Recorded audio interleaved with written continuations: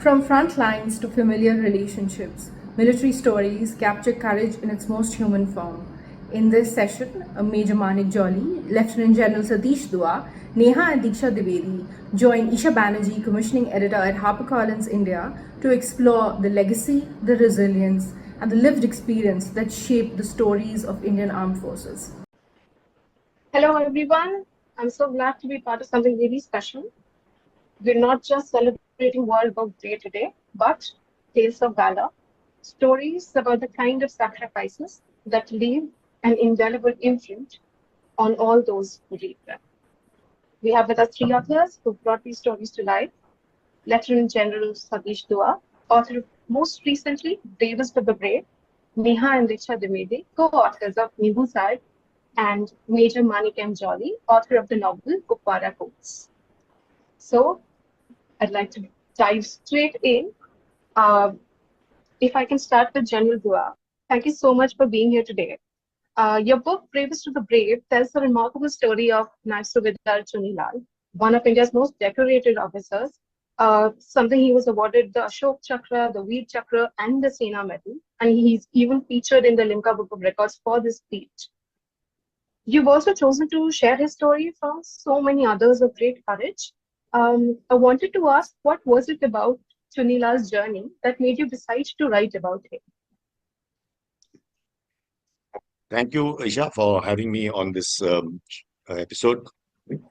Um, the first thing that I always wanted to write a book on Chunilal. Not only he is bravest of the brave, and the fact that we are from the same battalion. We've been in combat together on numerous occasions.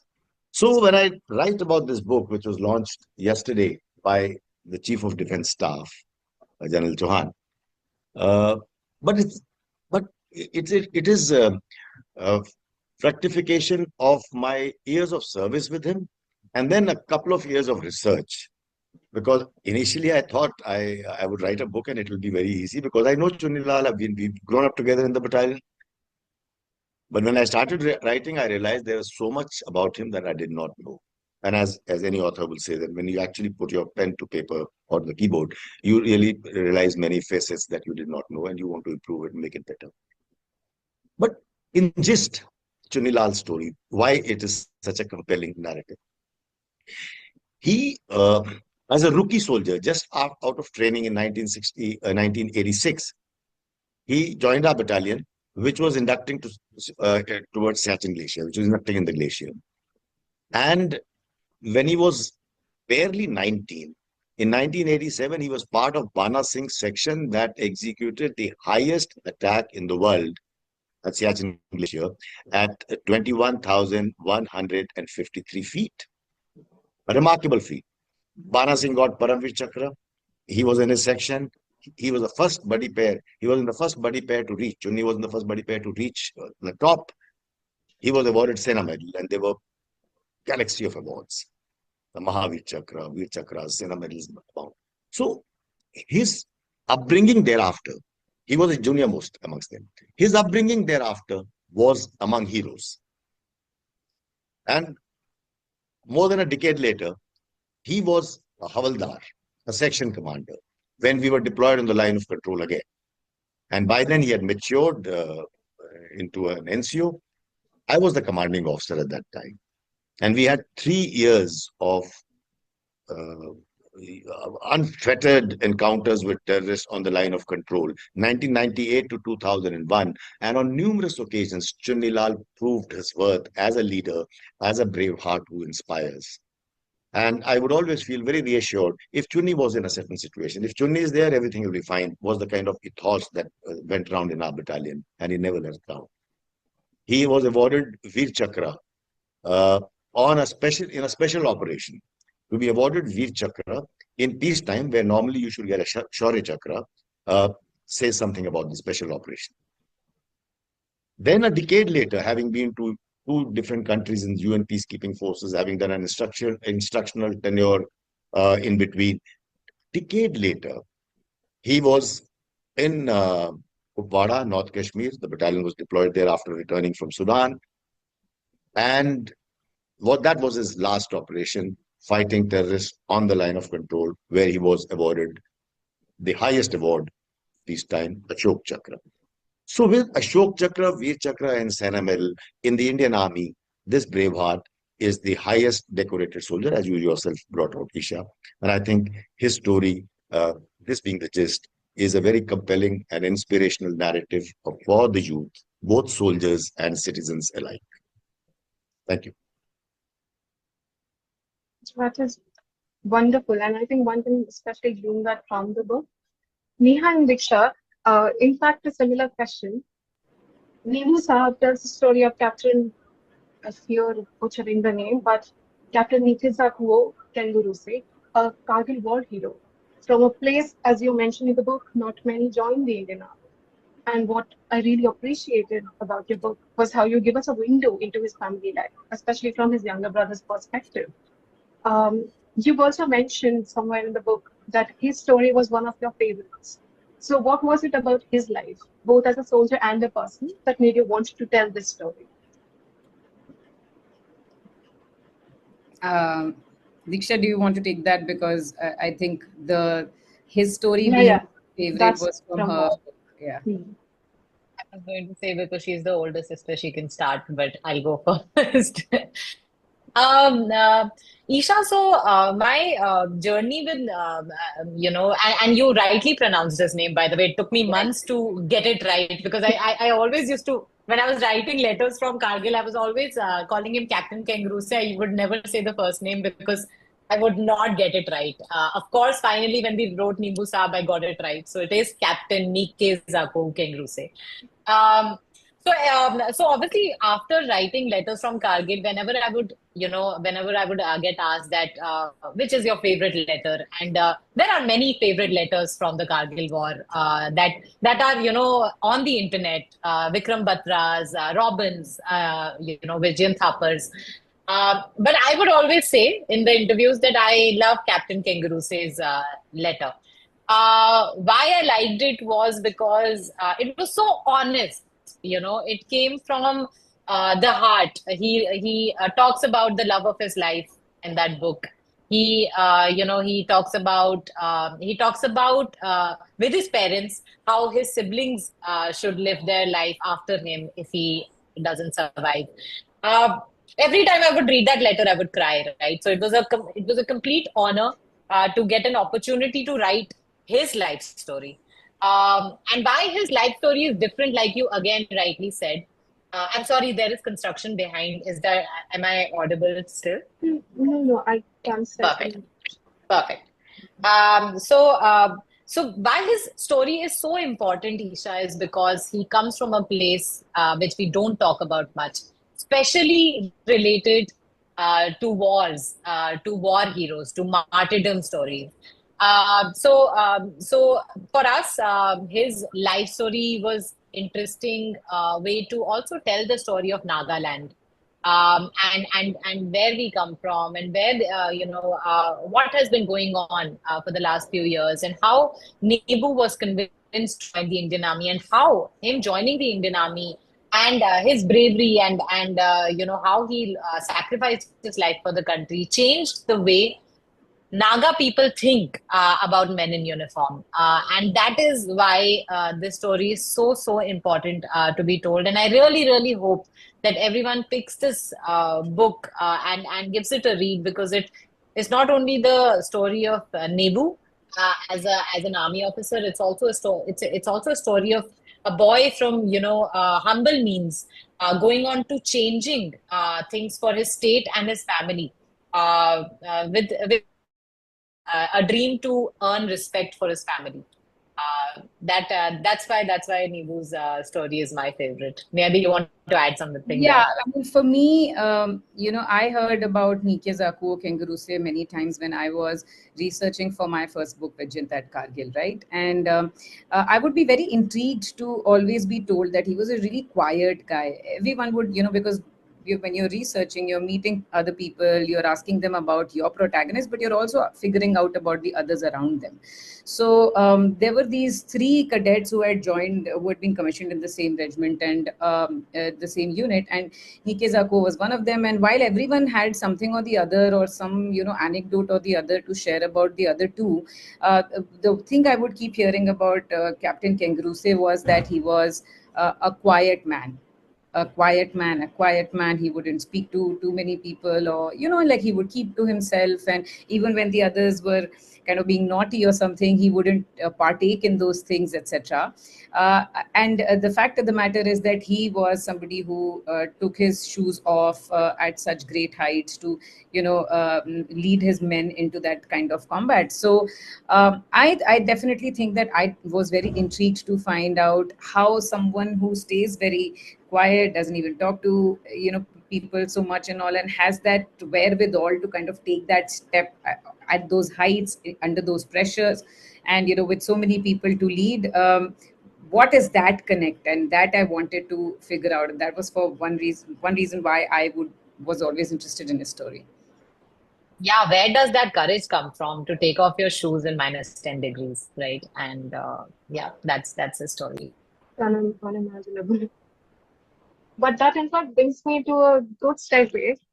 Major Jolly, your book, interestingly enough, is a novel. It fictionalizes real life events and dramatizes them to some degree. But in the process of writing it, since it's all rooted in your own experiences and the people around you, the Gorkha Battalion, interestingly, is also shrouded in a lot of mystery. So, how do you navigate the challenges of, fictionalizing something and still making sure that, the beats fly off the page as the reader's reading it, but you also don't want to stray away from facts to some degree? Yeah, thank you, Isha. So, thanks for inviting. This is my first book, and it's start of the Gorkha Garrison series. And this is the first book. This story, the one I'm talking about, actually goes into 3 books. So next two are in the process. Mainly, I wanted to write about this because to bring out life of young officers, people who fight the wars and battles. Because only there are only 2 formats in which military literature works in India. One is mostly non-fiction genre, where you are, there's a very chronological order of how things happened. That can be operations, that can be tenures, that can be biographies, anything. And second is what Neha and Diksha have done. You celebrate a hero, you talk about him, you tell him what a guy he was, what he did. But the people who are alive actually sadly get sidelined. Nobody talks about them. So it's not a crime to come out of a operation alive, It's we need to applaud them also. So I have been in a lot of operations. I also got a guarantee award. So I thought that somebody needs to tell the story of. So this, I was commissioned in 1st 4 Gorkha Rifles, one of the finest battalions. It has so much culture, history. It has so much values that it imbibes in you as young officers. So I wanted to tell that from that perspective, that these 2 young guys, a major and a lieutenant, as a bond, as a team, one is a mentor, other is a mentee, and these 2 are navigating through their life with their aspirations, with their challenges, with the bureaucracy, and they are taking on terrorists, breaking codes. There is so much you have to do as a young officer also, which sadly nobody talks about.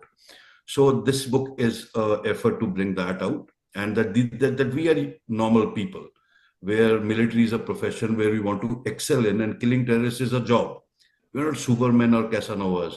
We're just like everybody, but this is a profession, right? That's so. In process of doing that, I have taken the learnings that Gorkha Regiment, my unit, taught me, and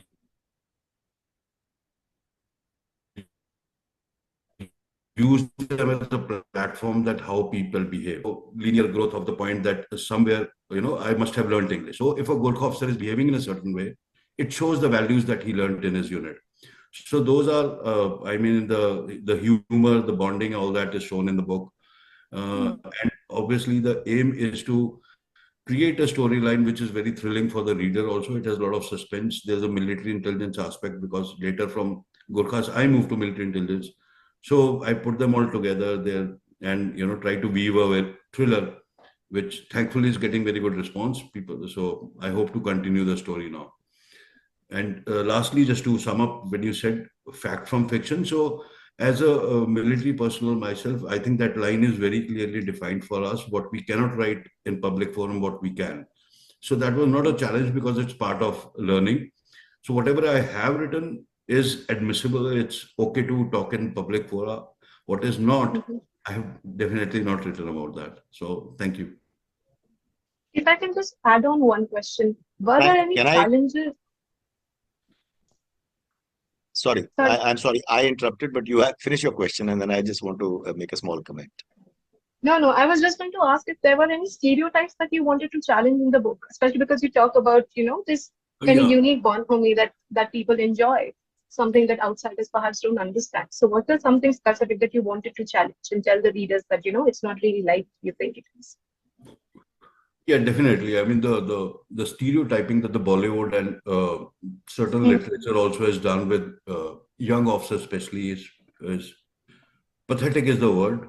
You're always, trying to show military officer as somebody who's just talking left, right, and keeps laughing at everything, or every evening he has to sit and drink, and he will always be fighting 10 terrorists and killing them. That is not. We have to study a lot. People have to read a lot. People have to work hard a lot as a professional. People are very stable. They talk less. They work more. It's very different from the stereotype that Bollywood tries to bring in, that we are always shouting when talking to each other. We are not. I'm not shouting at you, right? So those are the things that really hurt me. And I thought, if nobody else, I'll make that effort. So this stereotypical image that Bollywood and certain books have brought out, that I just wanted to challenge that and bring out a little real perspective. Like Neha and Diksha have worked so hard on their books. So Vijayant was my next door neighbor. I was one course junior to him. I know him so well. Even King Cruces, I know him, right? All these guys I know very well. I know the legends they were. I know the good people they were. We were the unlucky ones who got commissioned during the Kargil war. And the moment we got commissioned, the war got over. We were so sad about it. Not in the other way, but we wanted to go there. The point is that all these heroes get spoken about by authors like Diksha and Neha, and even Dua sir when he's talking about Chunilal, and the image is presented, but the literature or Bollywood is not ready to listen. So the effort in fictionalizing it is actually just like it's a curve ball into the whole thing, that maybe now they will understand this is how it happens. So that's the thing. Fair, and I mean, there's very little we can do about Bollywood. Unfortunately, that will remain where it is. But I think, unfortunately, even the stories of martyrs have not been told to outsiders as much. So some of us who haven't grown up in the fraternity, we just don't hear about their stories sometimes. So I mean, all the stories should be told, of course. Another thing that I wanted to ask all of you, in fact, that being from the military fraternity, or as family of someone who was a martyr, you all have a unique relationship with loss. And this is something I found very parallel in all the books while going through them. That whether it is in Nimbu Saab, you encounter the grief of a brother, or in Chunilal, through his family and his colleagues. And in Kupara Codes, just talking about the cost of war, which sometimes we don't bring up when we talk about Valor. So how did your own grief inform what you were writing? And how did you navigate that, even while, say, interviewing people that you wanted to, people who've gone through tremendous grief? How did that all form a part of your book? Is that to anyone particular? No, to all of you, in fact, one by one, whenever you can. Okay. So I just want to add a comment to what Manik said very rightly. Of course, I do agree with his, comment about the stereotypes, and I'm glad. Like for example, in Chunilal's book, I have repeatedly said, and I also just have said in various interviews, he was a very quiet man. He spoke very less. He was not like that. How's the Josh and this and that. So Manik is saying the right things. Real life is very different from real life. I also talk about the fact that Manik rightly pointed out that there are many people who it's not only the award winners, it's the team that actually wins.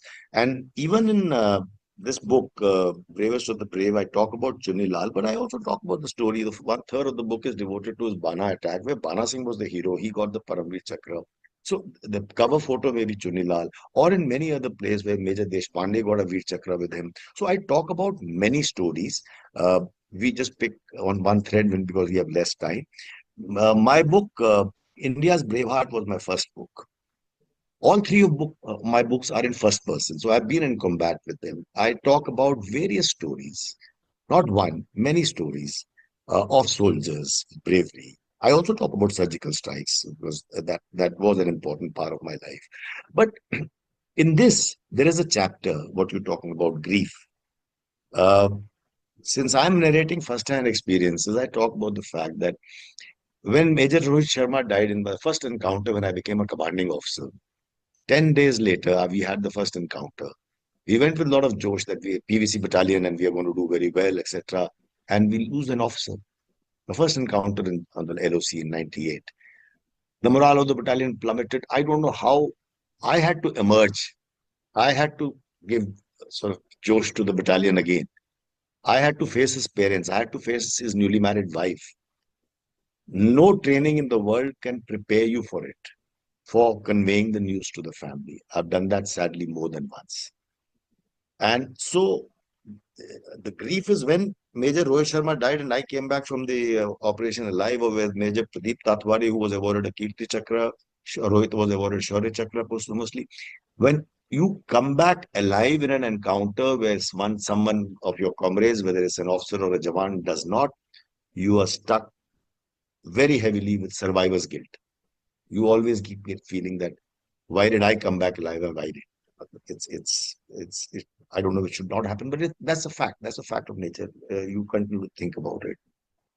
And I will just end by saying what Manik said. I agree. I think you alluded to the fact that there should be more movies and there should be more things, I think, where we should take these narratives to the public. And Bollywood cinema, even if they sort of twist the story a bit, take creative liberties. But I think they always are a very powerful medium to take the story to public. I'm very happy to talk about the fact that my second book, A General Reminisces, is about a braveheart called Nazir Wani who got one Ashok Chakra, 2 Sena medals. I talk about a story. He's a surrendered terrorist. We made a battalion of surrendered terrorists in my regiment, Jackali. He was a hero in that. With him as a protagonist, I talk of a lot of things, and this is becoming a major Bollywood movie called Ikwan. We are in the middle of it, and we hope to bring such stories to the public. And before I end, I want to salute Neha and Diksha, because Manik and I have lived those lives. He fictionalizes it. I non-fictionalize it. All three are first-person narratives. But that's our perspective of putting things across. We need to tell these stories. But I salute these young ladies because they were fired by that feeling of doing something, whatever be their connection, get their heart to do it. They had to actually interview from the word go, everybody. When I said Chunilal, I knew very well, and I thought, but I had to fill up gaps, I had to work a lot. But not like what the young ladies did to produce their kind of story, to get the top the reader through the heroism of their protagonist is something. I think they've done a bigger job than I have done. So Monica, if you that's permit me to say. so very, very kind and very, very generous of you, sir. I mean, we look up to people like you and, Major Jolly and, writing the way that you're also the spirit of wanting to tell the stories. And we are both also daughters of Major CB Dwivedi, Sena Medal, who's also a Kargil war martyr. So I think a lot of that came from, how we wanted to hear our father's story the way that we would keep hearing of so many stories, and that unfortunately doesn't always happen because not everyone's stories gets told. So I think in that sense, that is the kind of shared purpose that maybe Diksha and I have, about telling stories and or being able to bring them forward. And you're right, sir. I think, when you were talking about knowing Chunni Lal and all, I've often wondered, that at least whenever I've written a book, it's always been about someone who's not there. Once there was a officer who was, because I've written three now, but I've often wondered, like when I was researching about Vijayant or Kangaroo Sevi, I would always think that, how would it be to meet this person, right? Like, I think that that part is a bit hard, because you have to write about the story of someone you will never meet, you have never met. So I also used to, in my research, definitely used to try and make sure that I find out so much about them, or I speak to so many people, or I read everything about them, so that maybe at some point I can also think like them. And until I don't reach that point, I feel like I still need to know more, right? Like if I cannot envision what Kangaroo say or what Vijayant would have done at this point, then maybe I'm still lacking. I need to know more. That's one. But to answer Isha about the grief, I think there is no way to deal with grief without going through it. And I think in that sense, all of us in the panel here, I'm sure, have gone through our shares of grief, whether it was their own personal grief or sharing grief with the other person. And I think for us, when we approach a family who's lost a loved one in the war, we definitely have shared grief. So it is it is cathartic. It's very difficult also. And we've had those times when we've sat down, we've spoken about our stories, maybe my father's, someone's son, and we've all cried together. And that happened in Nagaland. I've said this before, that Nimbu's father, towards the end of like a really intense, long interview, ended up he was speaking in Nagamese, and it was being translated by his son. And he said that, the both of you have lost your father to the war, and the both of you are sitting in front of me today to ask me about my son and his life, despite your own grief. It's a big thing. I'll always pray for you. He's a pastor. So just hearing that also, I feel like uske, you feel like you've gotten everything. So I do think that it's difficult, but it's also very, very rewarding. Every time that some new person who's never heard of Nimbu or something will know of his story, that will be a sort of reward for us always. Something I would actually also always remember what General Dua said about survivor's guilt, completely connected to Nimbu's story. So we were in Kargil for Kargil Vijay Divas, where actually the conversation started with Atuli to write the book on Nimbu, where Brigadier Mohit Saxena had introduced us, who's also a war hero.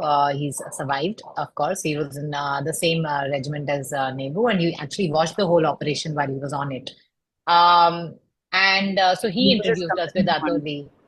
Yeah, he was his company commander. And so I remember he introduced us, and then he was telling Nimbu's story, and he was saying, all of my friends went up and no one came back. And I was the only one who came back. And sometimes I feel, why did I also have to come back? And Atoli, to that, said, who's Nimbu's brother, he said, come on, Mohit, come on, Brigadier Saxena. Someone has to tell the story. And that's why they have to come back. So you're also doing God's work. But he had tears in his eyes when he said it, and we felt him. It is. I cannot imagine that, because they have also fought operations, and they have made their own.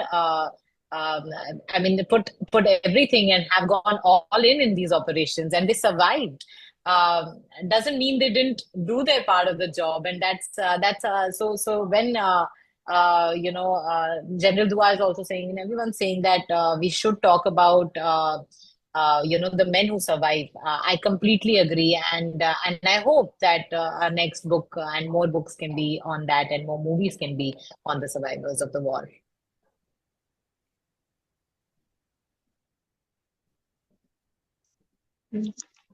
Mr. Jolly? Yeah, hi.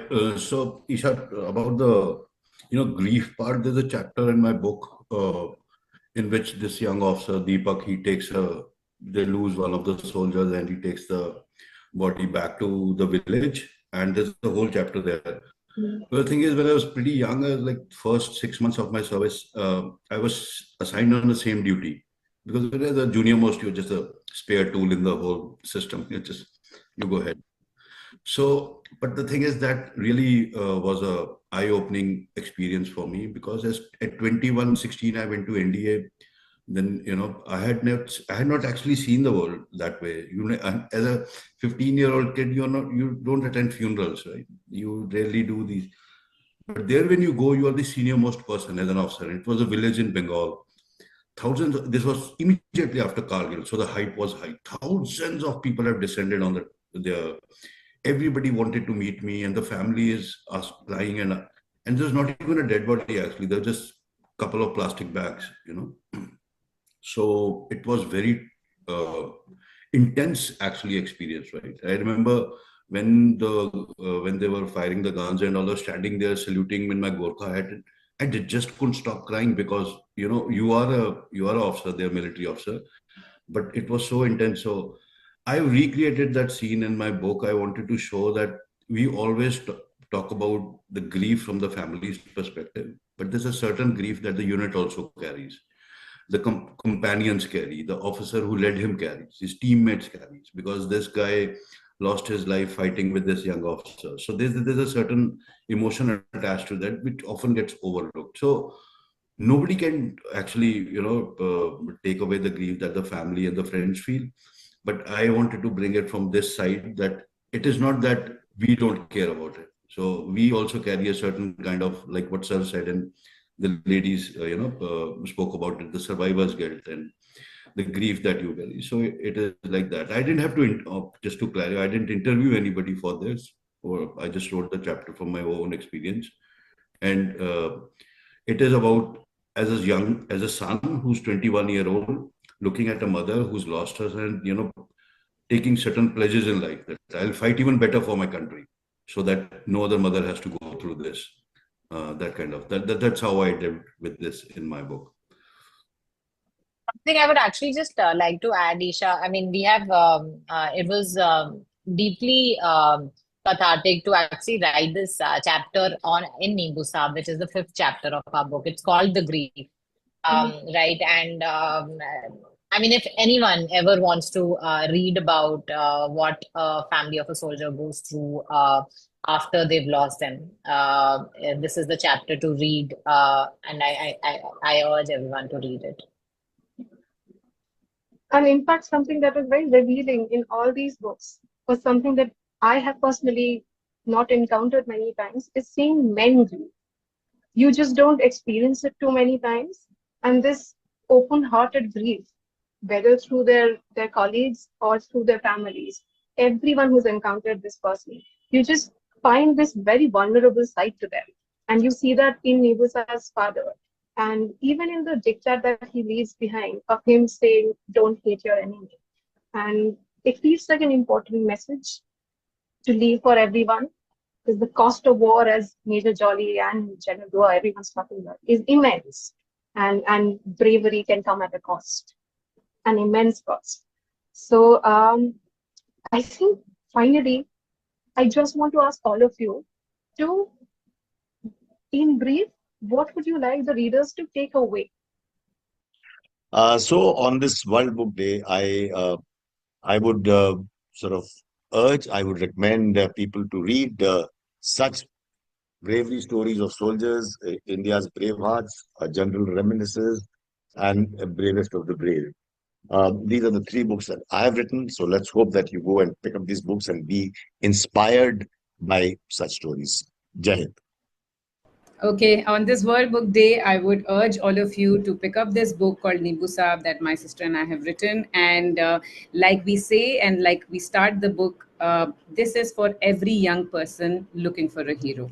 So give it a chance and let us know what you felt. I will just add to what my sister just said. Nimbu Saab is very, very close to our heart. It's a very new book from the Kargil War, coming from the kind of state that we have not talked about much. Nimbu's life was very large, and I hope that through this book, everyone can find out about the Kangaroo family across the world. Let's not limit it to India. And hopefully you'll pick it up and tell us what you think. We are always available across all social media handles. Please reach out to us and tell us what you thought. Hi, everyone. So on this World Book Day, people who want to read about in military genre, I would request them to go and read Kupada Codes. It's a thriller and story of two young officers in Gorkha Regiment who navigate through the life and challenges, kill the terrorists. The story is very authentic. Most of it comes from personal experience from me and my friends and my unit. The language is as we speak. Rather, I've added a glossary in the end to make everybody understand what this means. But I've not changed the language, I've not changed the humor, I've not changed the sarcasm. So it'll be an interesting read for all. Best wishes and Jai Hind. Thank you. Happy All World right. Book Day. Nice to catch up with you all. Thank you so much, everyone. Thank Happy World Book Day. Please keep reading and telling more Thank you. stories. Very honored to be on this panel. Thank you for doing this for us, and very nice to meet you both, General Dua and Major Jolly. Thank you, ma'am. Thank you, everyone. Thank you, everyone. Jai Hind. Right, sir. Bye-bye.